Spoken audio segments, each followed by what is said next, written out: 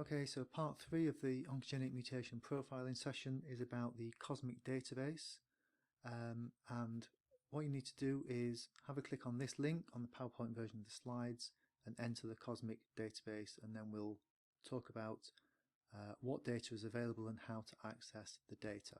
But all of the data on here is generated from whole genome sequencing and whole exome sequencing. The exome sequencing comes from RNA that's been converted to DNA and then sequenced. And it compares the normal genome with acquired mutations for each individual cancer type, and then tells you which is the most common mutation. It tells you where the mutations are.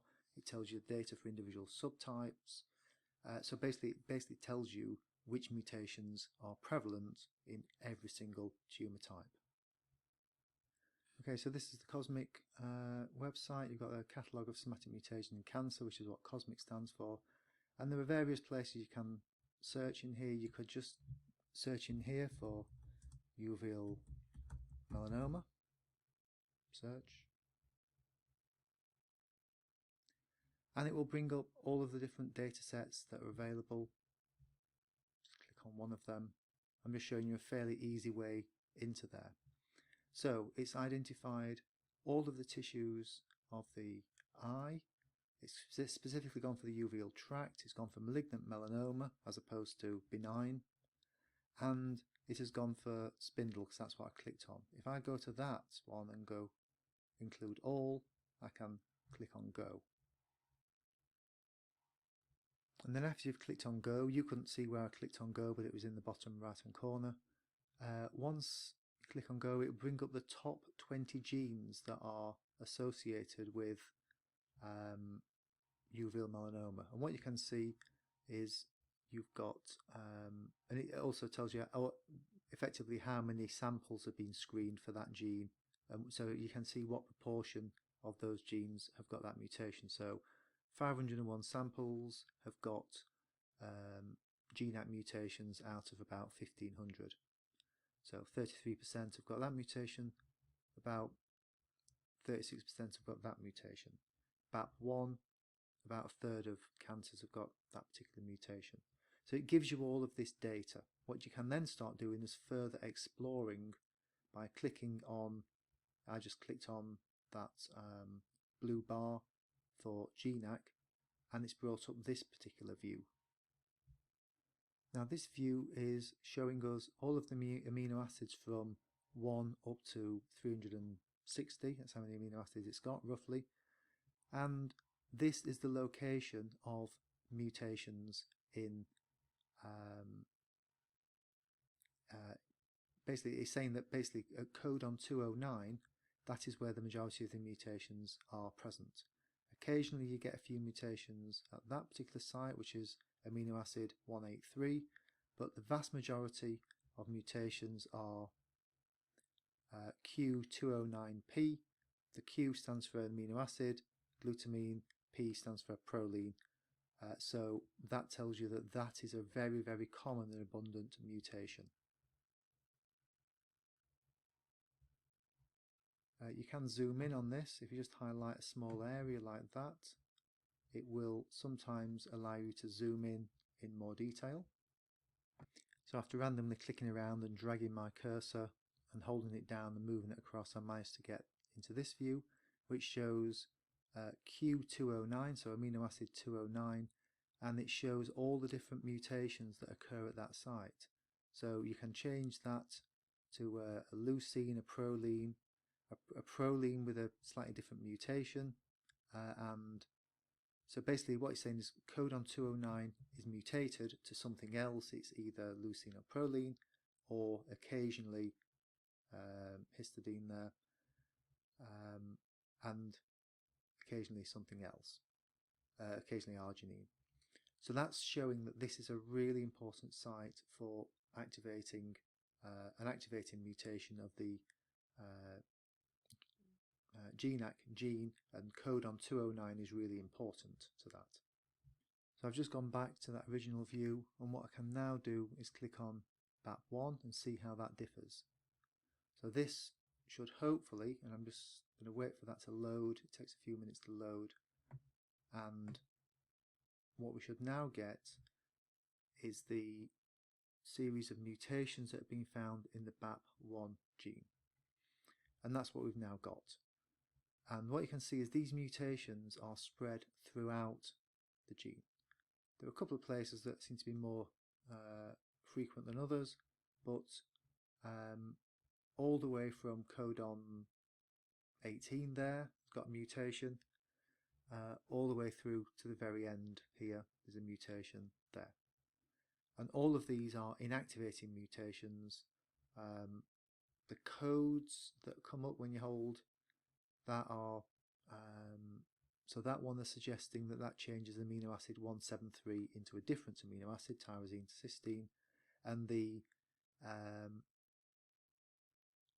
518 is the nucleotide on the mRNA from the start codon. So you count 518 amino acid, 518 nucleotides along, and an A has been turned into a G, which has resulted in the tyrosine to cysteine change. So all of this information is there for you to have a look at. It's just a case of what you're going to do with it. There is a leucine to isoleucine change. I'm just looking for something that is a stop codon. Okay, so I've just zoomed in on a small region of the gene by basically dragging the cursor and pressing my mouse and highlighting a small area, and what you can see, that one is R60 and the little star, that means that is a stop codon, and this is classic for tumour suppressor genes. Arginine 60, there's been a C to T change, and that's resulted in that arginine residue now going as a stop codon, and equally that one there, Q85 stop, that is a stop codon as well. So this is classic for tumour suppressor genes. You see a much more wide variety of mutations, and particularly you start to see stop codons.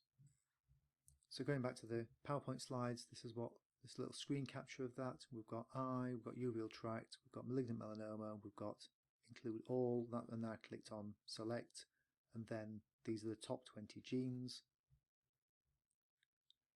This is highlighting that along the top is the codons stroke amino acids for that protein, and this is zooming in on the very frequent mutations of amino acid 209 in GNAC, and this almost all mutations of GNAC are affecting codon 209, and this is showing the BAP1 gene, showing that there's mutations all the way across this gene, and that's classic for tumour suppressor gene, because you can mutate a tumour suppressor gene almost anywhere in the gene to inactivate it, whereas for an oncogene you need to activate it at a specific place.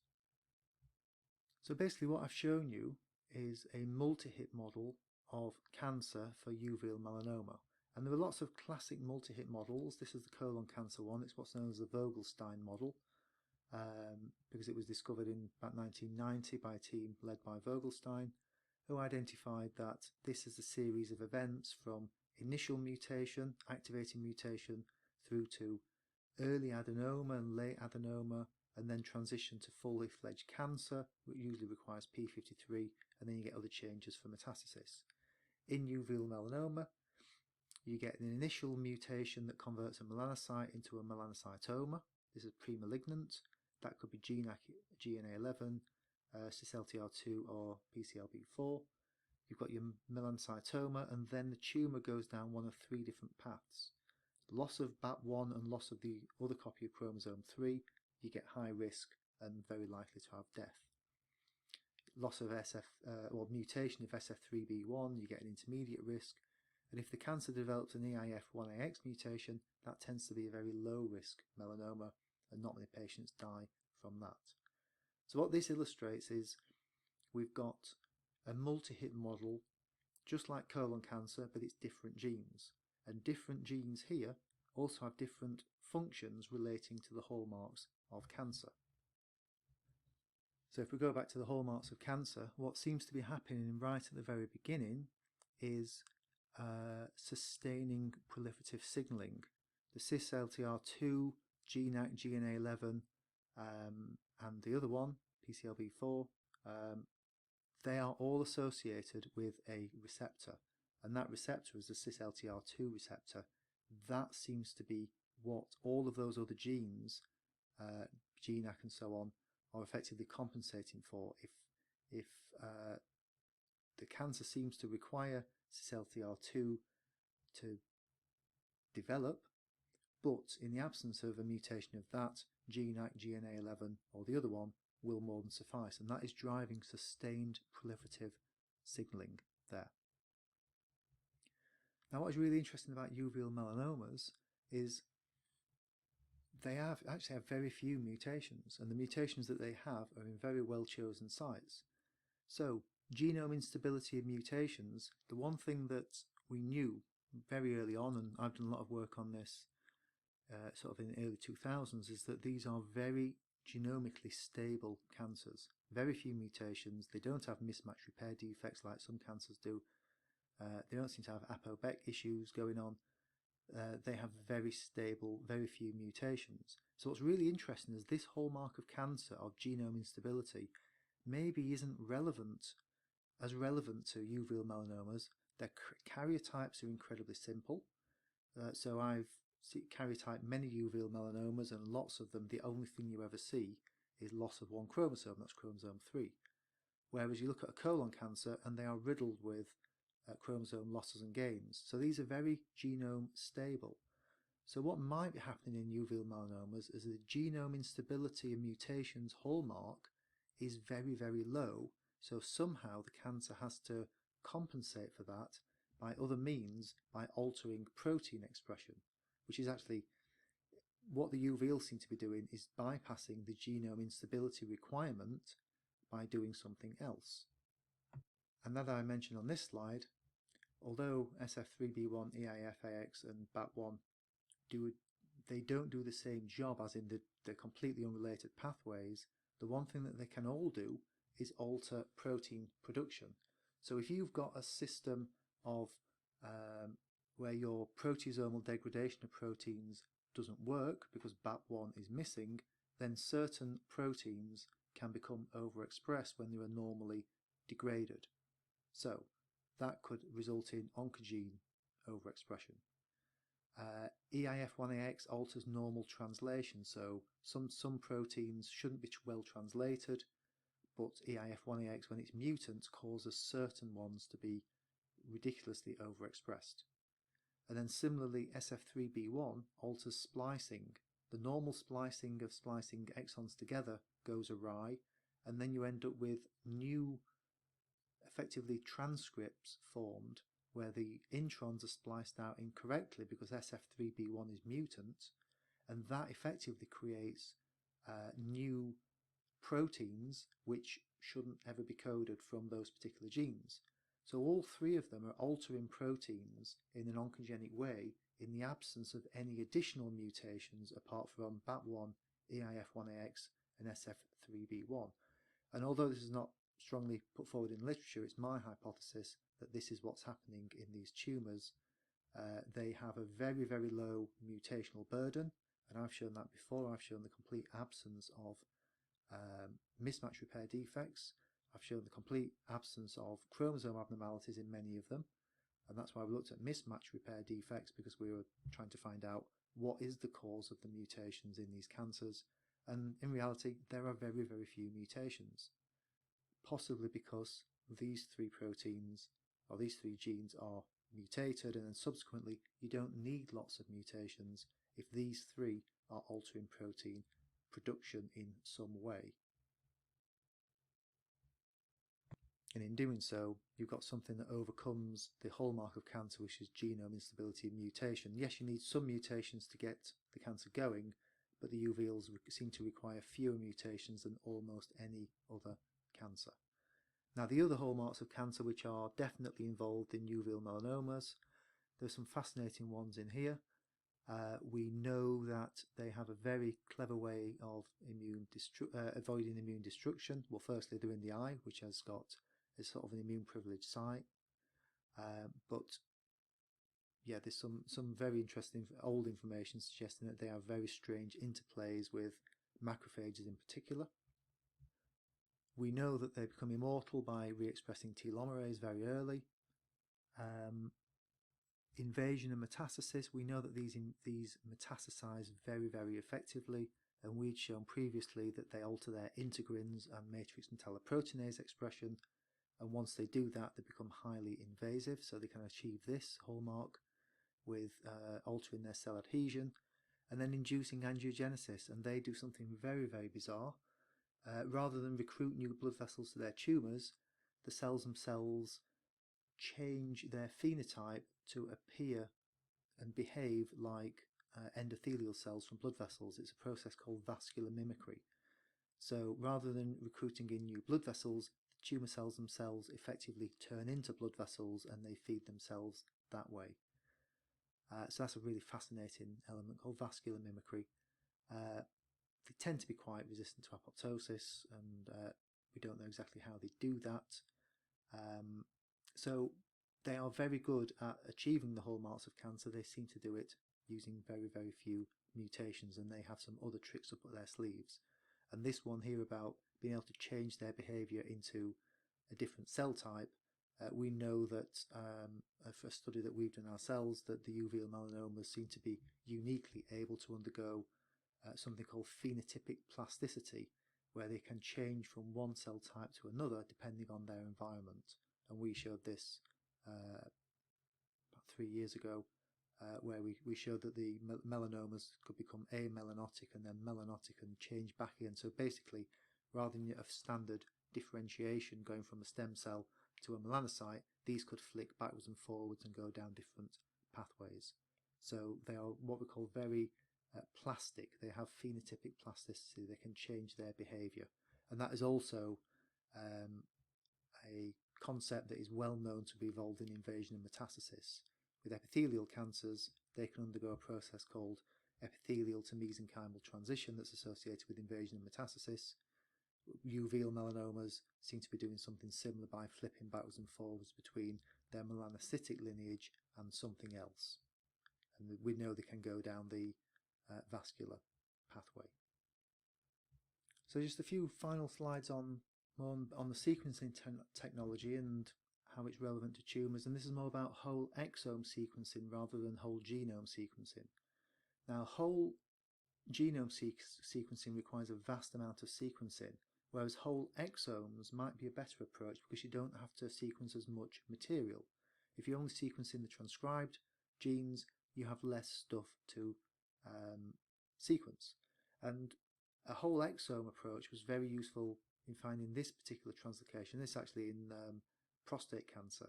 And the whole genome sequencing missed this, but a whole exome sequencing picked it up. And this is where two different genes were translocated together due to a deletion somewhere between those two genes. So TMPRSS2 gene is here, that's exon 1 of it, and this is exon 4 of the ERG gene. And a big deletion in between those two genes resulted in a fusion gene, and this was not picked up by the genomic sequencing because this deletion was different every single time, but the transcripts were always the same, exon 1 to exon 4, exon 1 of TMPRSS to exon 4 of ERG, could be exon 6 of ERG. But when this started being picked up in about a third of all prostate cancers, alarm bells were rung and a new translocation was discovered, the commonest translocation in human cancers, this one. So this was one of the key papers for uveal melanoma sequencing. A lot of the mutations in uveal melanoma have been identified using whole exome sequencing rather than whole genome sequencing. Maybe the bioinformaticians got a little bit bored looking at lots and lots of whole genome sequences from uveals, finding very little, but the whole exome sequencing had a much higher hit rate, and from doing this is where we found a lot of these mutations that are there at a low level, sometimes 2 or 3%, but it means that now the number of genes that are causative for uveal melanoma has expanded in recent years by doing whole exome sequencing. So it's quicker, easier, it's cheaper than whole genome sequencing, and so in that respect it's better, but then it will miss some mutations in non-transcribed regions. So if there's mutations in the promoter of a gene whole exome sequencing will not see it, but whole genome sequencing would see that. So the whole genome sequencing detects changes in non-coded regions. What we do know is that whole exome sequencing can miss some low expressed genes, but on the flip side, whole exome sequencing can also give some semi-quantitative information on gene expression levels as well. So there is no perfect way of doing it. Whole genome sequencing may be too expensive and too much data to handle for routine. You can do a shortcut of whole exome sequencing. That might pick up a few things that whole genome sequencing might pick up. So some groups will stick to whole genome, some will stick to whole exome, and the combination of those two groups doing different technologies should eventually pick up all of the key mutations. So I understand one of the tasks that you're likely to be required to do is to relate the hallmarks of cancer for a tumour type of your choice as part of your coursework, although do check with the module leader that this is still the case. But the sorts of work that we've had students do in the past is to effectively build up a multi-hit model of tumourigenesis for a tumour type of your choice. If you are going to do this, a good place to start looking is obviously on PubMed, but also once you get interested in a particular tumour type, look it up on the Cosmic database and you will find all the information that you need to know about that particular tumour type. Finally, what I will say is it's also good to just have a little play around on that Cosmic database, because there are other resources in there such as a cell lines browser, so you can look at a cell line from a particular cancer and see exactly what mutations have been found in that particular cell line. I work on a series of lung cancer cell lines and I now know every single mutation that is present in those cells that I grow. So I grow cells specifically with EGFR mutations, specifically with RAS mutations, specifically with RAF mutations. And by going through the Cosmic database, I look at all the cell lines that I've got growing and I can basically put them into different categories and then test different drugs on them. So just have a little look around, spend a couple of hours just looking around the Cosmic database and seeing how you think it could be useful to you and to any coursework tasks that we set you. I can assure you it will prove to be very, very useful. Okay, that's all from me.